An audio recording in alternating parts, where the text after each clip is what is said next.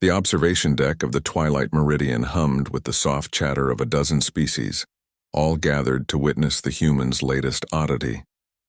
Corin stood among them, his fur bristling with scientific curiosity as he adjusted his data slate.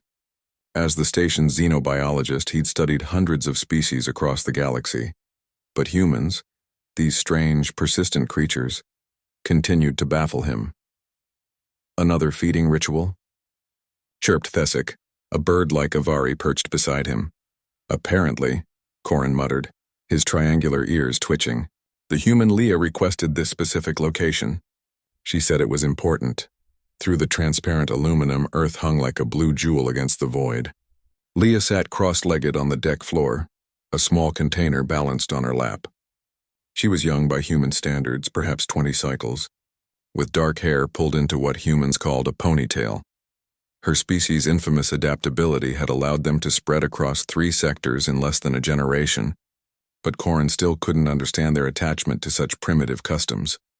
Leah opened her container, revealing what his scanner identified as a sandwich into a compressed vegetation and processed proteins between carbohydrate slices. Inefficient, a standard nutrient paste would provide superior sustenance. Then, it happened. The container slipped from Leah's fingers. Time seemed to stretch as the sandwich tumbled through the air, spinning lazily in the station's 0.6 gravity.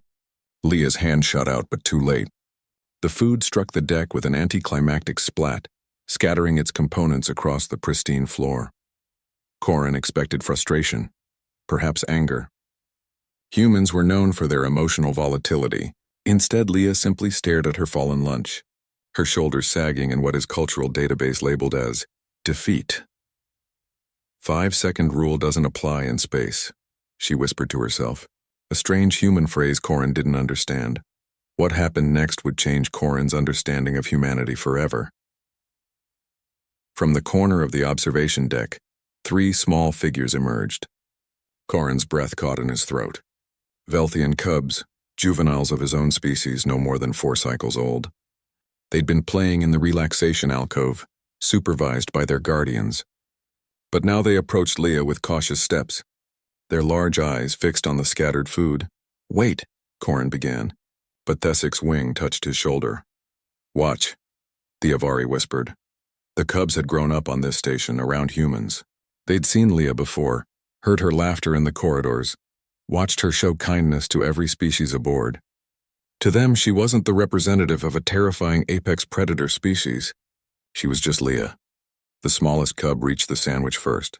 Her tiny paws, still clumsy with youth, carefully picked up a piece of bread. The other 2 followed her example, gathering the scattered components with the meticulous care only cubs possessed. Lettuce, tomato, some kind of meat substitute. They collected each piece, their whiskers twitching with concentration. Leah remained frozen, watching with eyes that had suddenly grown wet. Corin's scanner indicated elevated lacrimal activity, tears, but his database showed multiple meanings for human tears: distress, joy, overwhelming emotion. Which was this? The cubs approached Leah slowly, reverently, as if carrying something precious. The smallest one stretched up on her hind legs, offering the bread to Leah with both paws. The human's hands trembled as she cupped them together, accepting the offering. One by one, the cubs placed each component of her lunch into her palms, reconstructing the sandwich with earnest dedication. When the last piece was returned, the cubs sat back, their tails curling with satisfaction. Leah looked at the slightly dusty, thoroughly contaminated sandwich in her hands, and then she did something that made every observer on the deck stop and stare. She laughed, not a polite chuckle or a social courtesy laugh. This was deep, genuine, bubbling up from somewhere profound within her chest. Tears streamed down her face as she set the sandwich aside and opened her arms. The cubs didn't hesitate. They tumbled into her embrace, purring and chirping with delight as she held them close. "Thank you," Leah whispered, her voice thick with emotion. "Thank you, thank you, thank you." Corin's data slate slipped from his nerveless fingers. Around him, the other observers stood in stunned silence. In that moment, they all understood something that had eluded the galaxy's greatest minds since humanity's emergence onto the galactic stage. Humans were indeed predators. They had conquered their world, climbed to the top of their food chain through cunning, endurance, and an almost frightening adaptability.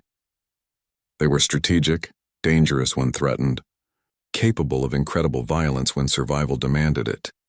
But that wasn't what made them terrifying.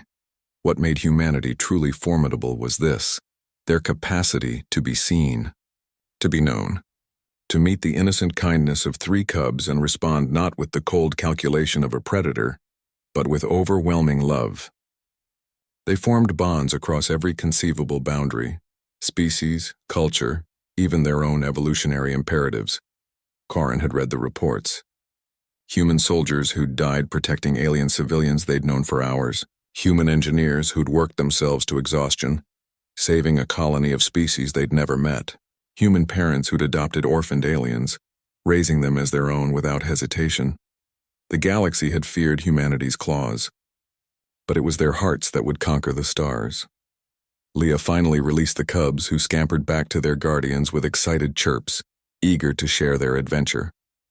She picked up her ruined sandwich, looked at it for a long moment, then carefully wrapped it back in its container.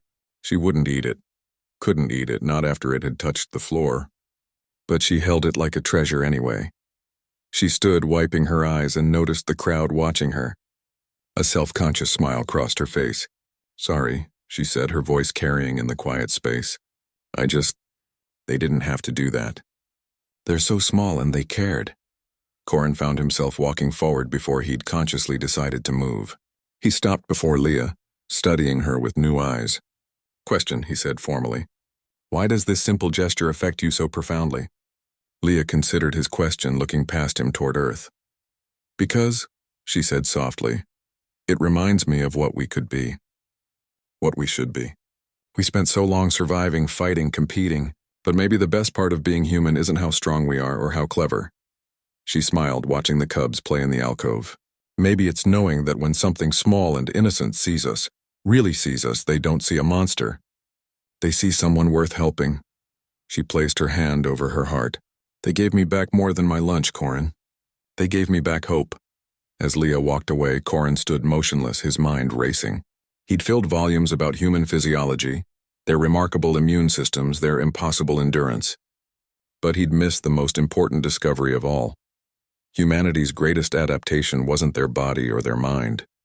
It was their soul, vast enough to embrace a galaxy, gentle enough to cherish 3 cubs' simple kindness, and powerful enough to transform every species they touched. The galaxy would never be the same. And perhaps, Corin thought, watching the cubs play and Leah smile, that was exactly what the universe needed.